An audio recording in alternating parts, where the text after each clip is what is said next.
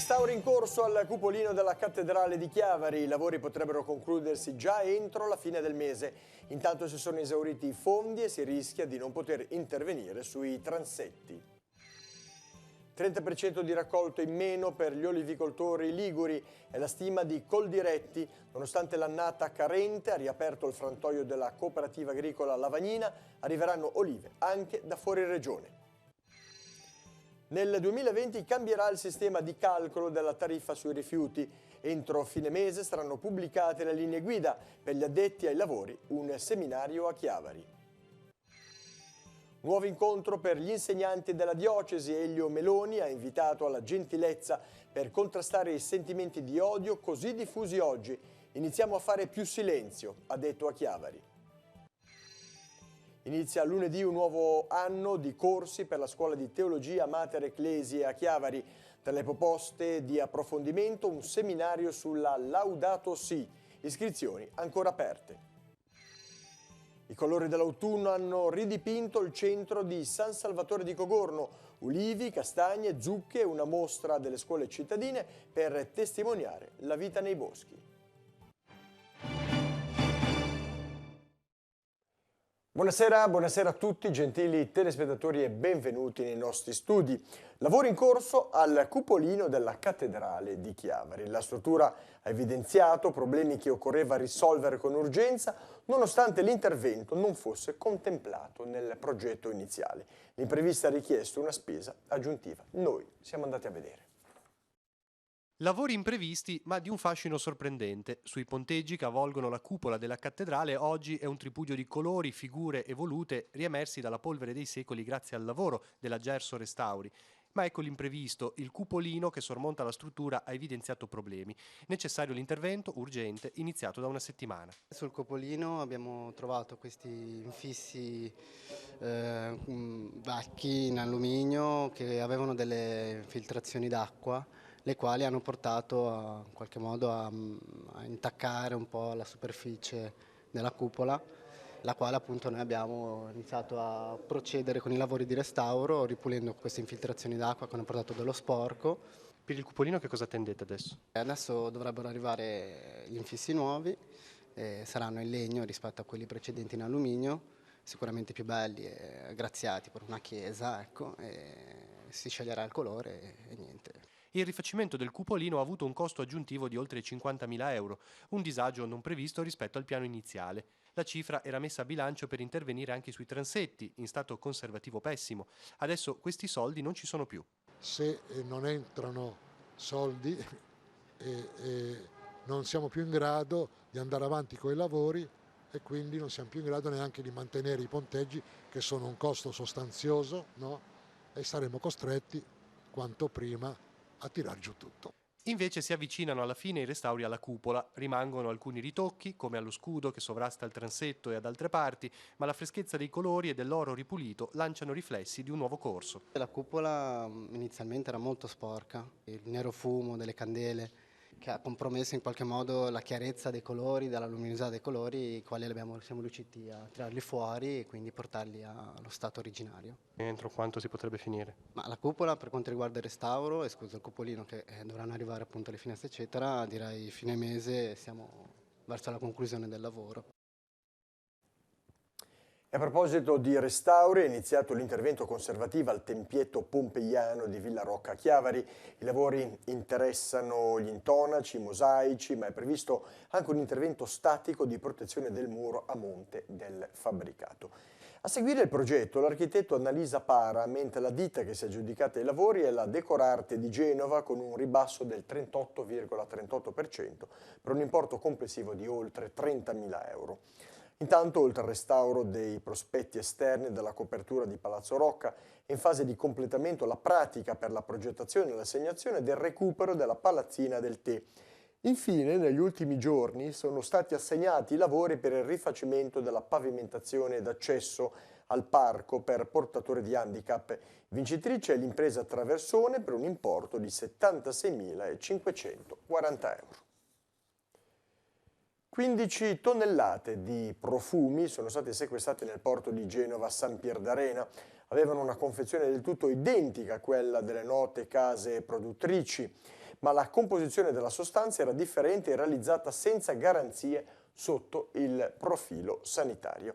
A sequestrare i profumi i funzionari dell'Agenzia delle Dogane, i monopoli e anche i finanzieri del secondo gruppo della Guardia di Finanza di Genova, coordinati dalla Procura della Repubblica nell'ambito di una più vasta attività di controllo dei flussi commerciali del capoluogo ligure, volta a individuare spedizioni illecite potenzialmente pericolose per la salute umana. A bordo del portacontainer che aveva bandiera liberiana, i funzionari hanno trovato un container che era accompagnato da documentazione doganale falsa, appositamente strutturata per rendere poco identificabile il tracciamento del carico illecito. Il container proveniva dagli Emirati Arabi ed era destinato a Panama. I profumi avevano confezioni identiche a quelle dei prodotti originali, ma le perizie effettuate successivamente dalle stesse società titolari dei diritti sui marchi hanno evidenziato come i profumi fossero del tutto falsi e realizzati senza controlli e garanzie sanitarie.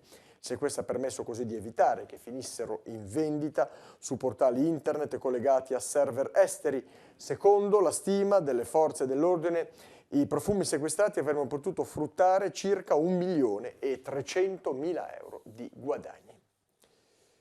È iniziata in alcune zone della Riviera Ligure la raccolta delle olive per un'annata che si preannuncia molto carente sia a causa del clima sia per gli attacchi di malattie e di insetti. Gli agricoltori hanno comunque raccolto il possibile, il frantoio della cooperativa agricola Lavagnina ha aperto per far fronte alla richiesta di spremiture. Sentiamo. Era iniziata con una buona fioritura, ma poi la scarsa tramutazione in frutto, a causa di agenti atmosferici e gli attacchi delle malattie durante il loro sviluppo, hanno portato ad un'annata di scarica per gli ovicoltori liguri. Secondo la Coldiretti Liguria, il raccolto di quest'anno sarà inferiore del 30% rispetto a quello dell'annata precedente.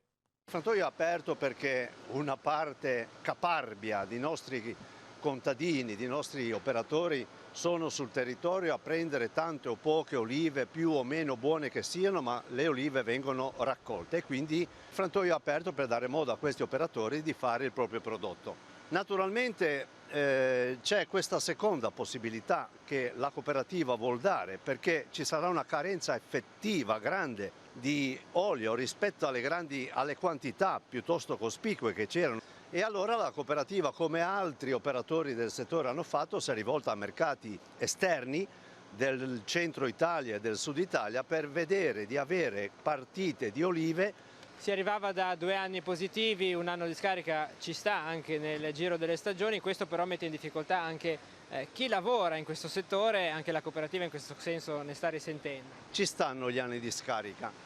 In questi tempi, gli anni di scarica sono penalizzanti di più che in passato, perché viviamo noi nella nostra Liguria, nel nostro Levante Ligure, nelle nostre condizioni di lavoro, viviamo già al limite, dove la gente lavora al limite delle proprie capacità, delle proprie possibilità. È sempre più difficile trovare operatori, gente che rimane ai nostri terreni. Quando arriva un anno come questo c'è proprio un diffondersi del malumore e che porta allo scoraggiamento nei nostri coltivatori. Quindi un anno così fa male un po' a tutti, fa male agli operatori e fa male anche un po' al mercato. Entro il 2022 la Regione potrebbe avere 12 milioni di euro da investire sull'antincendio boschivo. La notizia è emersa oggi al termine di un incontro a Loano sui progetti innovativi del settore. Il progetto transfrontaliero marittimo che coinvolge altre regioni e la Provenza francese, un'area soggetta a notevole rischio di incendio, fa sì che si possa lavorare in modo congiunto. Il primo frutto, spiega l'assessore Stefano Mai, sono questi 12 milioni di euro che nei prossimi anni permetteranno di acquistare nuovi e innovativi automezzi in grado di costruire colonne mobili compatibili e comunicanti tra le diverse regioni, di mappare le sorgenti d'acqua e i sentieri, di comprare telecamere e termocamera di infrarossi e così via. Novità sul calcolo della Tari, in arrivo nel 2020. Le nuove linee interessano in prima battuta impiegati e funzionari delle pubbliche amministrazioni. Si è svolto infatti a Chiavari un seminario formativo sul tema che ha richiamato partecipanti da tutta la Liguria e non solo. Sentiamo Andrea Capitani.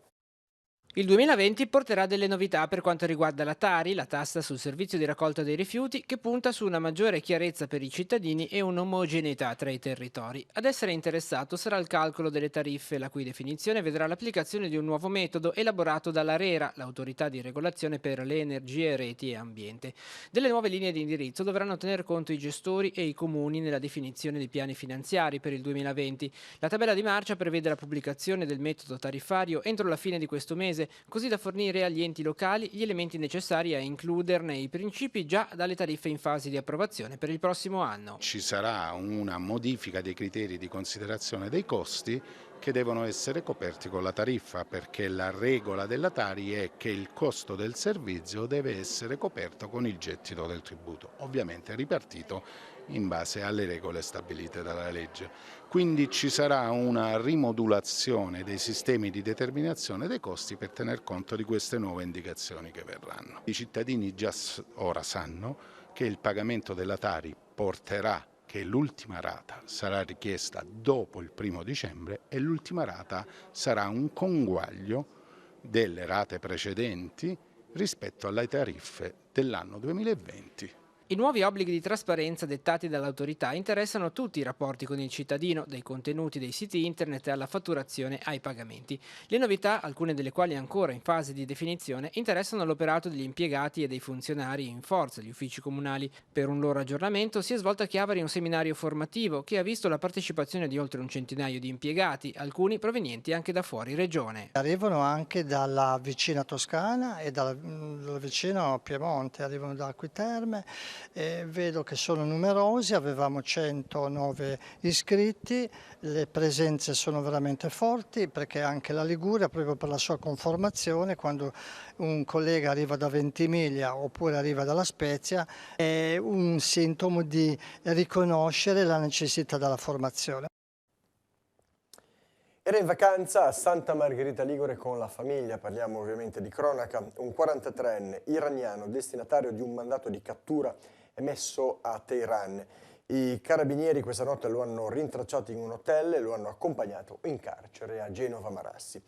Un 22enne di Pavia è stato denunciato invece dai carabinieri di Sesti Levante, avrebbe tentato di rubare un ciclomotore di proprietà di un 62enne di Sestri.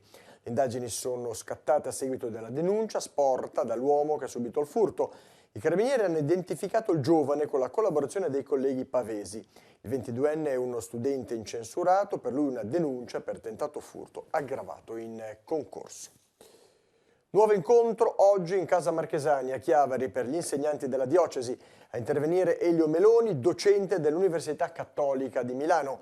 La gentilezza e la cortesia, spiegato, sono l'antidoto ai sentimenti di odio della società di oggi. Noi eravamo presenti.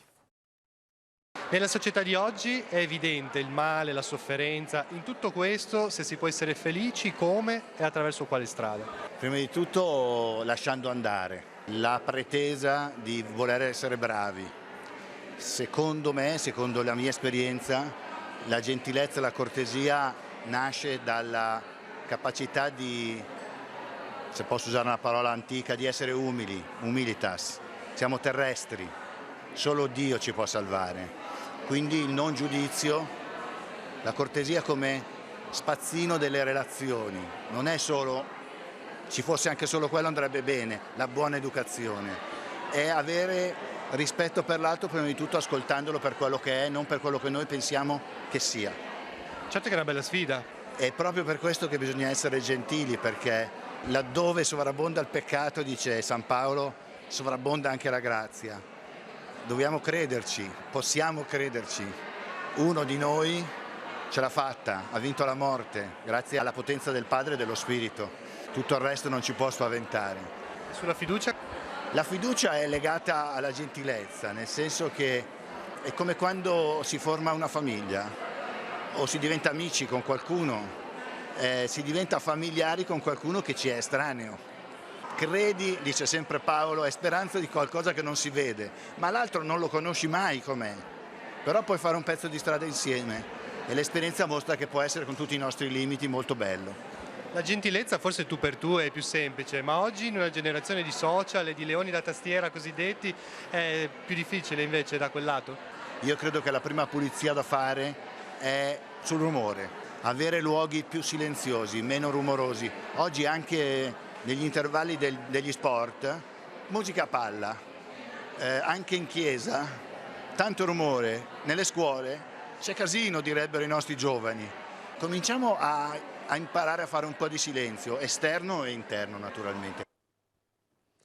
Iniziano lunedì i corsi della Scuola di Teologia Mater Ecclesiae della Diocesi di Chiavari. Tra le novità di quest'anno un seminario sulla cura del creato nell'enciclica Laudato Si. L'opportunità è offerta sia a chi segue i corsi come studente ordinario, sia come uditore. Le iscrizioni sono ancora aperte, ma sentiamone di più nel servizio che segue.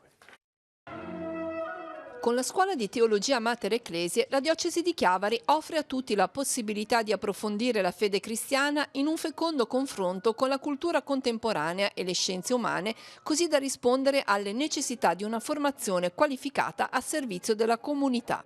Il percorso è quello che vuole dare una formazione di base a chi desidera approfondire la propria fede, non soltanto per sé ma anche in vista di una missione, quindi un catechista oppure qualcuno che faccia attività di pastorale, i candidati al diaconato permanente, quindi una formazione per sé ma anche in funzione di un annuncio. L'opportunità è offerta sia a chi segue i corsi come studente sia a chi sceglie di approfondire alcune materie come uditore. Abbiamo un primo anno propedeutico che racchiude un po' tutte le materie di introduzione, quindi sia alla Sacra Scrittura, alla teologia, alla filosofia. E poi un secondo anno ciclico che quest'anno presenterà tutto l'Antico Testamento per quanto riguarda la Sacra Scrittura. Poi abbiamo un corso di Cristologia, un corso di Antropologia, un corso di Ecclesiologia, un corso di Introduzione al Credo, insomma molti trattati di carattere teologico. Nel secondo semestre è in programma anche un seminario sul tema La cura del creato nell'enciclica Laudato Si. Le lezioni si terranno all'Istituto Mater Ecclesiae in piazza Nostra Signora dell'Orto 8 a Chiavari, lunedì, mercoledì e venerdì dalle 18:45 alle 22. Per le iscrizioni ci si può rivolgere alla segreteria dell'Istituto, che è aperta nella portineria del seminario in piazza Nostra Signora dell'Orto 7 a Chiavari, il lunedì, il mercoledì e il venerdì dalle 17 alle 19. Le lezioni inizieranno lunedì 14 ottobre.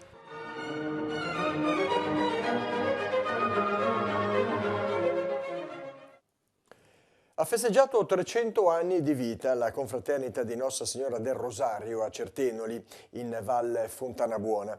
Dopo aver accolto il nuovo parroco, Don Salvatore Bizimana, un altro motivo di festa dunque per la comunità che si è radunata in occasione della festa mariana, particolarmente sentita e radicata nel vissuto della parrocchia. Quest'anno la memoria liturgica della Madonna del Rosario è stata l'occasione per ricordare i primi 3 secoli di vita della confraternita, che conta numerosi aderenti e che è un pilastro della vita della comunità, perché si spende per le varie attività parrocchiali, ma anche nel contesto più ampio della vita dell'ambito pastorale e vicariale della Fontanabuona.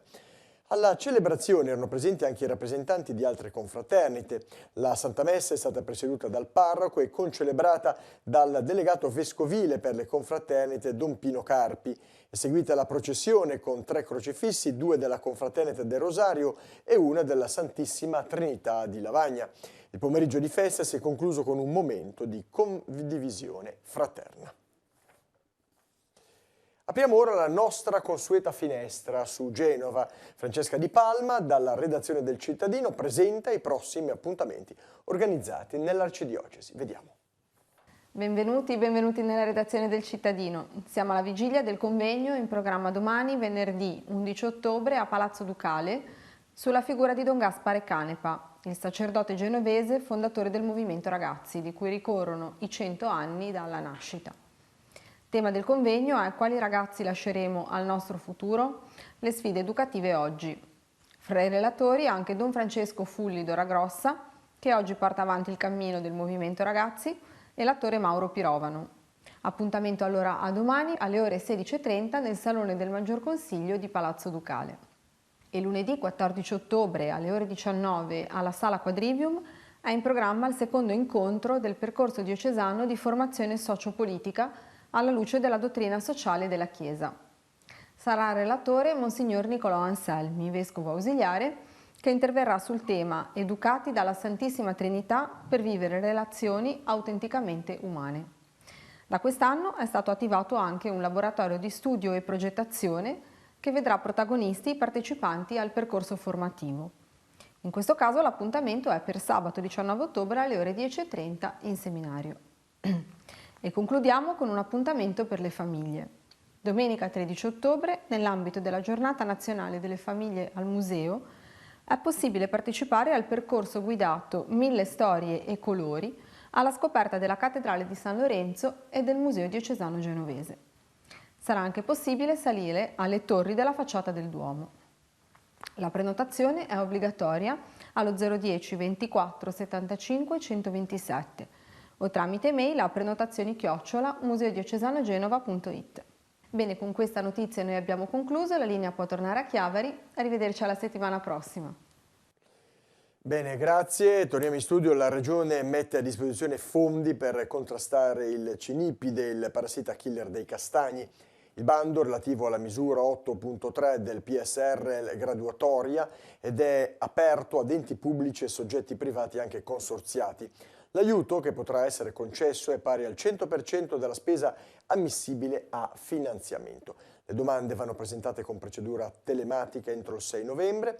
Il bando rappresenta un'opportunità per salvaguardare i castagneti dell'entroterra. Ulteriori informazioni, sito www.agriligurianet.it. Una giornata per festeggiare l'inizio dell'autunno è quanto è stato organizzato a Cogorno, dove nella centrale piazza Aldo Moro e nelle vie del centro di San Salvatore sono stati allestiti stand in cui sono stati esposti prodotti, lavori artigianali e anche una mostra organizzata dalle scuole del comune. Noi eravamo presenti, vediamo.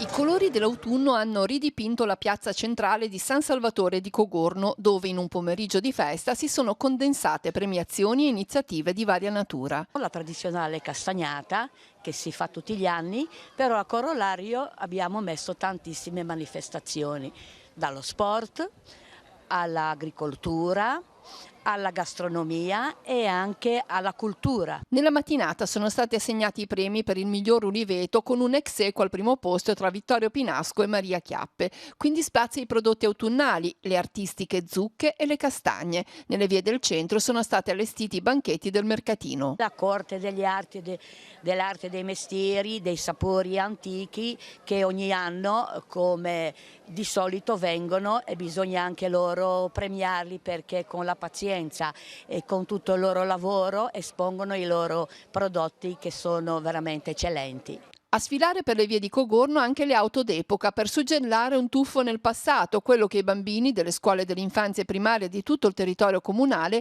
hanno rappresentato attraverso una risorsa del territorio, il bosco. Abbiamo illustrato il percorso, la filiera della castagna, abbiamo parlato dei seccherecci che ci sono ancora oggi nel comune di Cogorno, abbiamo cercato di incuriosire i bambini, ma già di loro sono speciali e spettacolari così, li abbiamo messi nelle condizioni di esternare di mettere in atto la loro fantasia e le loro emozioni. Con la creatività tipica dell'infanzia, i piccoli allievi hanno unito le forze per riprodurre la vita vissuta nel bosco sul monte di San Giacomo. Abbiamo utilizzato diverse tecniche pittoriche, non solo, la lavorazione col DAS, li abbiamo invitati a portare del materiale come delle cortecce di querce, di castagno, delle foglie e abbiamo realizzato questi lavori. È stato bellissimo, ma soprattutto è merito di un lavoro di gruppo davvero eccezionale. Riparte a Cogorno il Piedibus, iniziativa portata avanti da genitori, insegnanti, volontari che accompagnavano i ragazzi a scuola a piedi. Il progetto è nato 3 anni fa per disincentivare l'utilizzo dei mezzi e favorire un momento di socializzazione e coinvolge l'Istituto Comprensivo di Cogorno. Il Comune ha provveduto ad installare cartelli che segnalano le fermate delle due linee. La linea A che parte dal Poggio alle 8 per poi dirigersi verso la scuola Rocca e poi verso il villaggio del ragazzo. La scuola B in funzione il martedì parte dalla Basco direzione scuola Rocca. Per aderire si devono compilare i moduli di adesione presenti sul sito dell'Istituto Comprensivo di Cogorno. Chiusura al traffico e modifica alla viabilità nel fine settimana in via nazionale a Sesti Levante. Il provvedimento è motivato da lavori della società dell'acqua potabile, interessa il tratto di via nazionale tra via Sedini e via Salvi. La strada sarà chiusa dalle 8 di sabato 12 ottobre alle 21 di domenica 13 con modifiche alla viabilità e percorso alternativo del trasporto pubblico in linea su via Antica Romana Occidentale. E ora, come di consueto, andiamo a vedere la scheda degli appuntamenti per la giornata di domani, venerdì 11 ottobre. La sigla.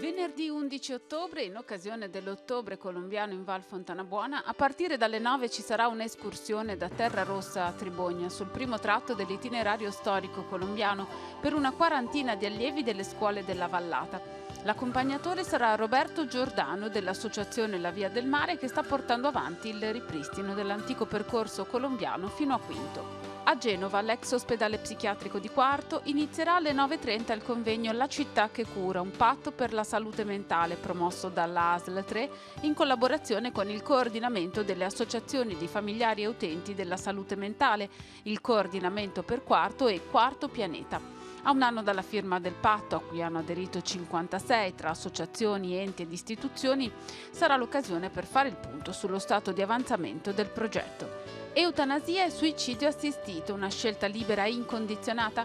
Se ne parlerà a partire dalle 15 nel Salone di rappresentanza della città metropolitana a Genova su iniziativa del Movimento per la Vita e di giuristi cattolici. Il tema in chiave giuridica verrà affrontato da Mauro Ronco, docente emerito di diritto penale all'Università di Padova, e da Alberto Gambino, prorettore dell'Università Europea di Roma e presidente di Scienza e Vita. Alle 17 al villaggio del ragazzo di San Salvatore di Cogorno sarà inaugurata la Bottega della Musica edizione 2019 con i suoi corsi per bambini e adulti di batteria, basso, canto, chitarra, fisarmonica, musica d'insieme, pianoforte e tastiere. Per informazioni ed iscrizioni 338 34 997 61. Piano recital di Folke Grasberg a Santa Margherita Ligure nell'ambito della quinta edizione del Sibelius Festival. L'appuntamento è alle 18:30 a Villa Durazzo. Parteciperanno anche 50 cittadini finlandesi che riceveranno materiale informativo sulla città e potranno visitare la dimora storica.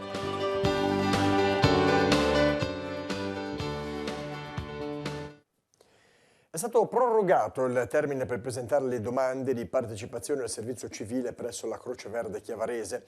C'è tempo ancora fino al 17 ottobre alle ore 14 per iscriversi. È necessario avere tra i 18 e i 21 anni di età ed essere in possesso della SPID, del Sistema Pubblico di Identità Digitale. L'impegno è di 25 ore settimanali con una retribuzione mensile di 439,50 euro. Per informazioni chiamatelo 0185 32 26 22. E ora passiamo allo sport, la pallanuoto Champions League, esordio vittorioso per la Pro Recco che ha vinto in casa del Marsiglia per 13-9, prima assoluta anche per Andro Bujli con la canottina dei campioni d'Italia, ma la prima rete al Pierre Garzot è di Filipovic dopo 1 minuto e mezzo di gioco. In alcuni momenti del match abbiamo commesso troppi errori in difesa e sbagliato diverse azioni in fase offensiva, dove abbiamo peccato di poca aggressività. Così ha commentato il mister Ratko Rudic. Siamo all'inizio della stagione e questa partita ci servirà per analizzare dove e come possiamo migliorare. E parliamo di calcio. Nel recupero della Serie D la Lavagnese ha perso 4-3 in casa del Ligorna. Terminato il primo tempo 2-1 a favore dei padroni di casa. Nella ripresa si è arrivati al 3-3 al 61esimo. Le squadre hanno tentato il tutto per tutto per superarsi fino al gol vittoria segnato all'81esimo dal Ligorna. Un'altra battuta d'arresto che non fa bene alla classifica e al morale dei ragazzi. Questo è il commento della società ragazzi che da tempo sono a caccia della vittoria numero 1000.